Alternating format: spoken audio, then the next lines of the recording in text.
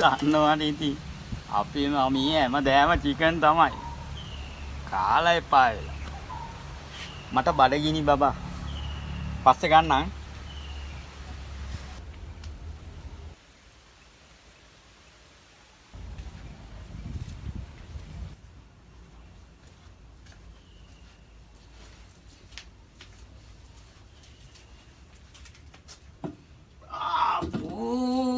අදත් පරිප්පුයි බතුයි ඒකට නිමිතික් දාලා තාත්තේ ඊයේත් පරිප්පුයි බතුයි උදේටත් බතුයි පරිප්පුයි දවල්ටත් පරිප්පුයි බතුයි කාලා එපා වෙලා තාත්තේ. ඇයි උඹේ කඩේ ගෙඩිද? අපිත් ඕවා කාලා තමයි හැදුනේ.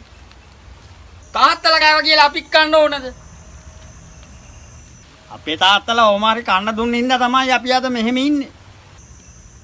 නොකා නොවි දුක් මහන්සියෙන් ඇඟේ වස්ත්‍රයක් නැතුව උඹලා හදපු එකේ වරද තමයි මේ.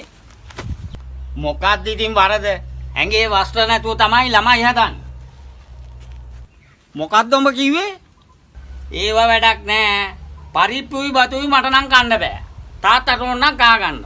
මම යනවා රයිස් එකක් කන්න. ඔහෙ හිටපන්.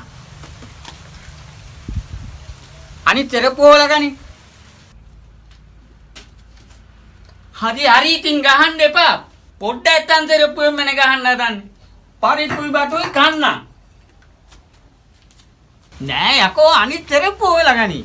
මහත් එනවා රයිස් එකක් කන්න යන්න.